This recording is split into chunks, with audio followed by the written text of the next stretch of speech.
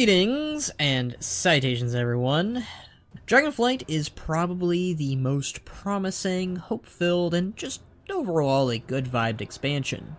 In my opinion, it can and it will surpass many of my own favorites such as Legion or Cataclysm. Whether or not it'll best my top 3, we'll just have to see. There really hasn't been an exact controversy in the story, at least not for a little bit. However, as you can tell by the title, it has its fumbles here and there, specifically the Black Dragonflight storyline.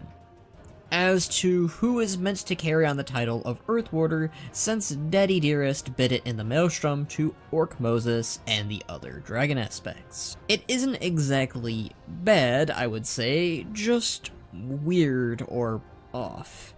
If you liked the storyline, hats off to you, honestly. I'm not trying to be super negative, as that's not really my niche.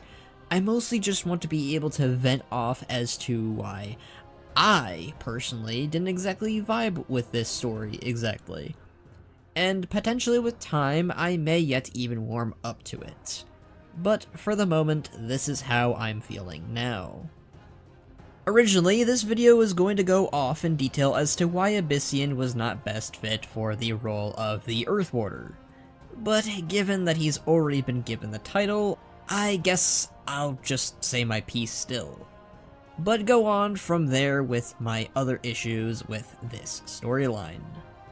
So let's just get this all started then.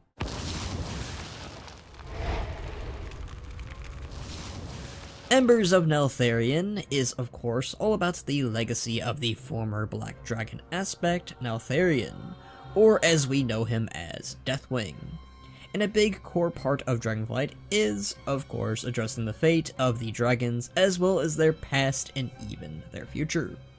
So of course, Deathwing would need to be touched on again at some point, especially since he is responsible for the destruction of so many, while also the birth and creation of so many things, like Rathian and the newly formed allies of the Drakthir.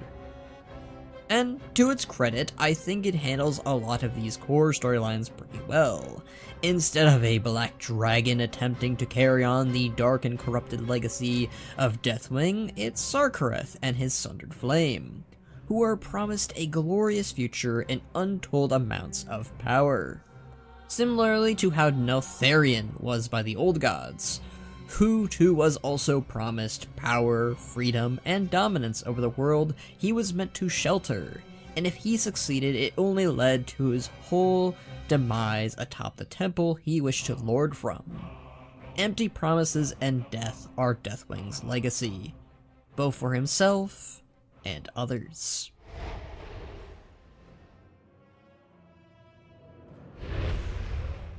So, I'm going to go into detail with each of the Black Dragon brothers and talk about why their stories worked, or, in many cases, why they didn't work. At least, again, in my opinion. Sebellion, the eldest brother and the heir to Neltharion's throne, who also has a lot of similarities to Neltharion before his corruption. Sebellion was the one who rallied his people on Outland after he was left there by Deathwing, and ensured that his flight would not fall to extinction. It is because of him alone that there is even a future for the Black Dragons, really.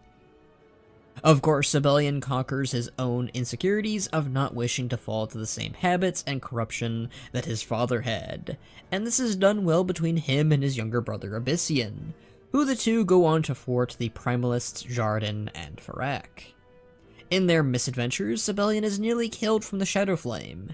He is terrified of the same fire that marked his father, as it would seep into his own veins and drive him mad.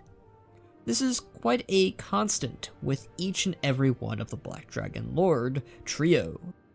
All of them, in their own way, fear becoming just like Deathwing.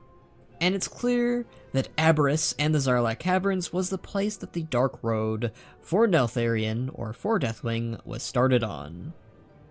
Or, I guess, flew over if you really want to get technical with dragons and their means of travel. But through it all, and through Ebyssian, Sibelian is saved from that corruption, and is further pushed by Ebyssian that he is not his father, and that he is actually better than Neltharion. Now, as a fan of Sibelian, for a multitude of reasons, the guy is quite slept on as a character, in my opinion. He's the eldest Black Dragon alive, he rallied his people on Outland as I said, he fought off the corruption of the old gods for years and is still doing it, in spite of not really doing anything to uncorrupt himself, to our knowledge. All I'm gonna say is people should really appreciate this guy a little more, and he probably has one of the more successful arcs out of the three. But this is where the weirdness comes in. There's these moments with Sibelian, and I know what they're meant to be, and I'll reiterate the fact that over and over again, but essentially Aberrus or the Caverns themselves carry with them a dark and influential voice, and that voice is Neltharion's, or rather a dark entity or a faceless one, seemingly. And through that specific voice, it's caused Black Dragons to act off or bump up some of their more worst possible traits. And this is pretty subtle, honestly, but it's also sometimes unclear if it's really Aberrus driving them to go off.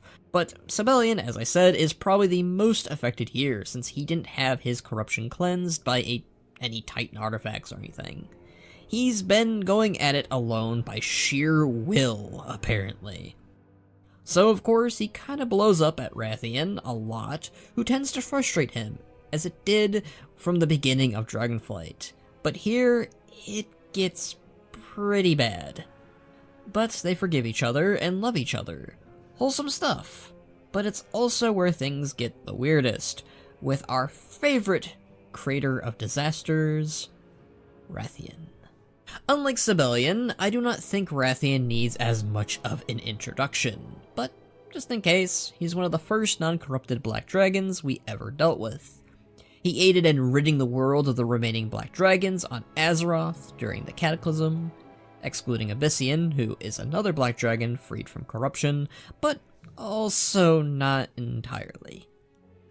Rathian also aided in freeing Garrosh Hellscream and creating that alternate timeline which led to a domino effect of today's events and tragedies, in a way.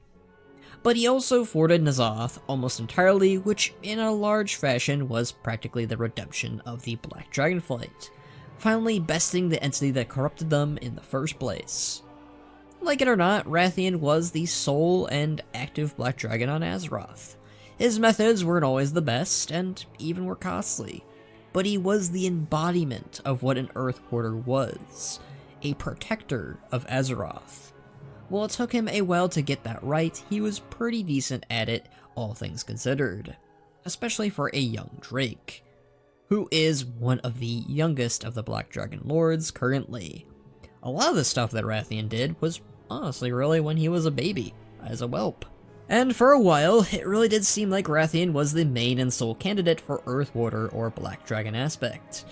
But once Sibelian showed up, competition started. And also, when in my opinion, Rathian reverted a lot. Rathian showed a lot of growth, maturity, and understanding of what he had done. He even took lessons to heart from Medivh, the Shadowpan, and the Lorewalkers in Pandaria. A far cry from how he was in Pandaria back in the day. But this is where things get weird. I think I can understand Rathian being bent out of shape by somebody constantly questioning his methods, as well as being an older sibling who's been buying milk on Outland for 3 decades, and wanted to take the job that he's been eyeing at since he was born, and started going on a killing spree for it. But Rathian, of all people, is affected by the Whispers too, which is really odd given he didn't even flinch in Nyalotha, or the Shah, or by other dark entities. Technically, he still does defy the Echo as father more than others, but his behavior becomes quite erratic and odd, clearly making his worst possible traits poke out. I'd be fine with this if it was all of the Black Dragons down there, but it's really just Rathian and Sibelian. Then of course there's also the odd handling of the Drakthir with Rathian. Both were experiments created for a purpose, either by Neltharion, or in Rathian's case, the Red Dragonflight. There easily could have been an arc or relationship between Rathian and the Drakthir. There's an entire shared legacy and shared origins that they both have and that they could have both been touched on. But instead, Rathian focuses less on the Drakthir and more on Aberys itself. On top of that, such a connection is instead given to Ebyssian instead, which we'll get into later. Another odd thing is Rathian chasing after his father's legacy entirely, like, all of it. It makes sense that Sibelian wouldn't be against all of the handy tools in Aberys. That lines up with him. But Rathian's whole identity was mostly about embodying what Neltharion used to represent, or is supposed to represent. Rathian would maybe only chase after tools meant for an Earth Warder, maybe, like the power of the Earth Warder or something that Neltharion or Deathwing left behind. That could be the power that he's chasing that Sarkareth was after. I feel like that would be more realistic to him. But I doubt he'd go after Neltharion's other toys, is the thing. This takes us to probably where I think that controversy finally starts to kick in. Rathian and Sibelian, after witnessing the horrors of Aberys and what becomes of Sarkareth, after pursuing the power that Neltharion and Deathwing promised him, they forego this title of the Black Dragon aspect to Ebyssian. For Sibelian, I think this makes the most sense, as he's the most similar to Neltharion as his brothers ever were, and he knew him quite well personally. He can still fulfill his duties as the general of the Black Dragonflight with this position, and ensure that the flight has a promising future for a millennia to come, with or without being an aspect. But things get weird for the route with Rathian and Ebyssian here. For the longest while, Rathian was the go-to and de facto Black Dragon, fulfilling the very duties of the Earth Warder. Perhaps he wasn't the best at it, but at least he did something and eventually succeeded. It goes completely without saying, but without Rathian, we would have most certainly been ill-prepared for N'Zoth, and would have lost. Rathian was hellbent on never being like Deathwing, hellbent on becoming the Black Dragon aspect, and leading his people down the right and proper path, as the vanguard for all of Azeroth. All signs pointed to Rathian being the Black Dragon aspect for years and years. His Drake form even resembles that of Neltharion prior to the corruption. It seemed like the logical step the story would take on some fashion. And for me, it would have been an exciting moment that he proved to everyone that he was ready to be aspect. But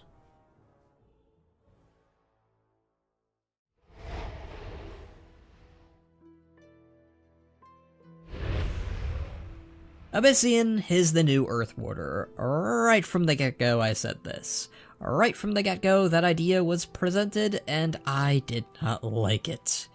It's not that it couldn't be done, it's not that the matter that he was a bad character, far from it really. I think Ebyssian, Sibelian, and Rathian are all great.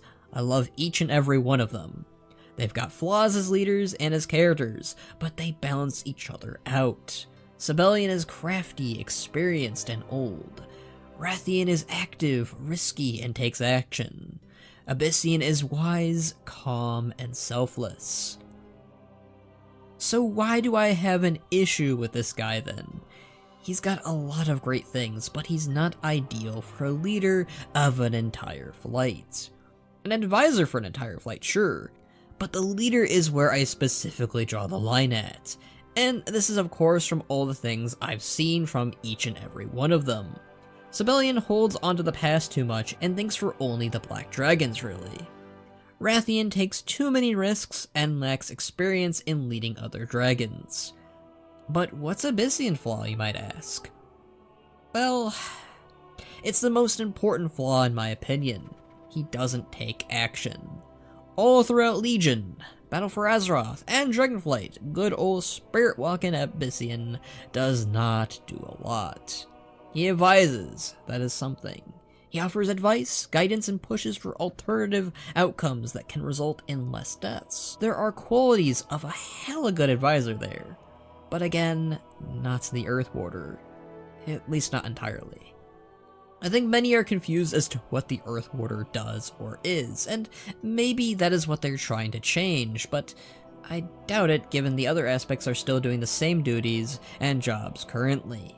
The Earth Warder is meant to be the protector of Azeroth, to help shape the Earth for its denizens. Now, I can totally see Ebyssian doing one of those in shaping the Earth for the people of Azeroth. That sounds like something he would totally do. But Ebyssian didn't help against Argrul when High Mountain needed the Drogbar King removed. Champions did. Ebyssian didn't help out against N'Zoth the Corruptor. Rathian did, and he cleansed him of his corruption entirely during it. Ebyssian didn't help out against Sarkrath. Champions, Rathian, and Sibelian did. Had Ebyssian aided once against these threats in some fashion, in some form, with a good reason why he couldn't, or rather especially, could, I would be able to forgive him and elevate him as many others seem to do.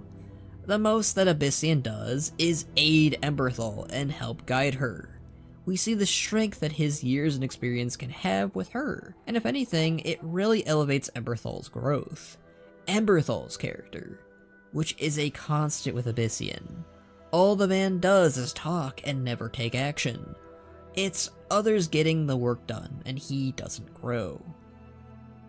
He remains the same Black Dragon from the Broken Isles, and the only difference being that he leans a little bit more into his role with the Black Dragons, but not really by much. We really don't get to see what the other Black Dragons think of Ebyssian as Black Dragon aspect. He's basically swarmed in almost immediately when Rathian and Sibelian quit.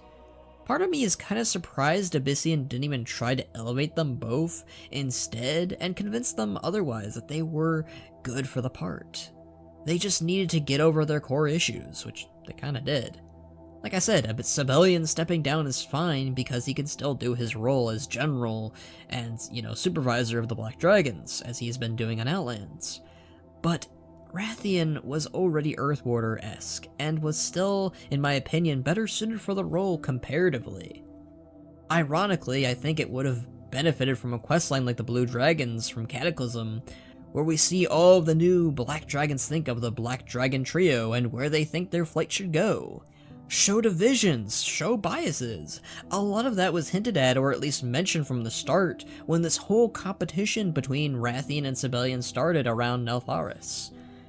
And an addendum to the Blue Dragonflight questline, the new one rather, we could also have a send-off to Neltharion finally being free of the Old God Whispers, along with Sinestra, and finally free to rest in peace, like Malagos and Sindragosa is now.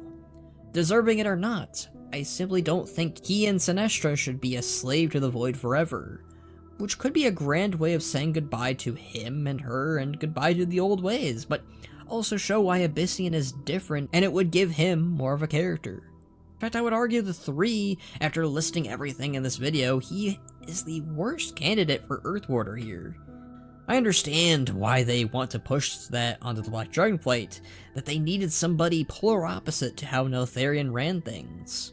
And that's fine, it's just that we had a better candidate, but they stepped down because they saw too much of themselves in Deathwing, I think. Which makes sense given they are his kids and that they do have a lot of his qualities. But I don't think those qualities, not all of them at least, were bad. Yes, Deathwing the Destroyer was a terrible creature that needed to be removed from Azeroth like the blemish he was. But he wasn't always this dark, corrupt entity. Taking the lessons from Aberrus, from Deathwing, from even Neltharion, they could have walked away realizing that once upon a time Neltharion was once good. Rathian even made this case to Anduin once. Neltharion the Earth Warder was once the protector of Azeroth. But N'Zoth turned a noble mind to madness, and now my father is only remembered as Deathwing. You even see the nobleness of Neltharion as a proto-dragon when you help take down Dios with the other dragon aspects in the past.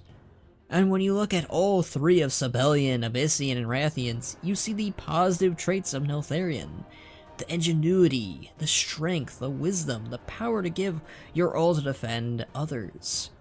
I knew it was never going to happen given the complexities it would have, but I would have much preferred all three of them donning the role of Earthwarder as a council, than just Ebyssian being Aspect given his extreme flaws. Especially as it would be poetic to have the Black Dragonflight divide their power to ensure another corrupt Earthwarder would never happen. Plus, it would go back to show how the Aspects divided their power up to create the Dragon Soul back in the day. And in this case, it would be the Black Dragonflight are the only ones who would do something like that between the three of them in their flight. In contrast to how only the other Aspects and other flights divided their power up when the Black Dragonflight did not. I get why Ebyssian. He's the safest option, and from what I've seen, he's an odd fan favorite, and I dearly hope that they realize this particular blunder of his character going forward by having him take action against the Incarnates and enemies of Azeroth, and finally fulfilling that role that Sibelian and Rathian have been carrying for him this entire time. Fortunately, Ebyssian does claim that he won't be Earthwarder without his general and ambassador by his side as his two hands. So maybe this whole council thing is still happening, just without the power scale that I mentioned. We've already seen a glimmer of Ebyssian's new look now that he's become Dragon Aspect, at least in name. And I like that it leans more into his Black Dragon side than his former life as a Spirit Walker. Could use a few other totems and other noteworthy Tauren-like features, I suppose, but otherwise I hope this is a sign that Ebyssian will be more forthcoming in his approach as a Black Dragon moving forward. And of course, take action, not leaving it solely to Sibelian or Rathian. Regardless, the storyline was a mess and weird at times. It wasn't bad like I keep saying, but it wasn't what I specifically wanted them to delve into. I'm still curious and excited to see where they'll go with the Black Dragonflight going forward, and I hope with this decision it'll mean we see more of Rathian in the future, as well as my boy Sibelian. And I know I may have sounded jaded or just didn't like the storyline kinda, but overall Dragonflight has been a fun ride, so I hope people understand where I'm coming from in this video. I just needed to get a lot of this off of my chest. But what are your guys' thoughts? Did you like the direction that they did with the Black Dragon story, or did you not? What would you improve about it? As always, you can like, subscribe, share, and comment all that jazz down below. You can also follow me on Twitter, join me in my Discord, we talk about all sorts of stuff, and if you're feeling generous, you can support me on my Patreon like these amazing folks here. But until next time, my friends,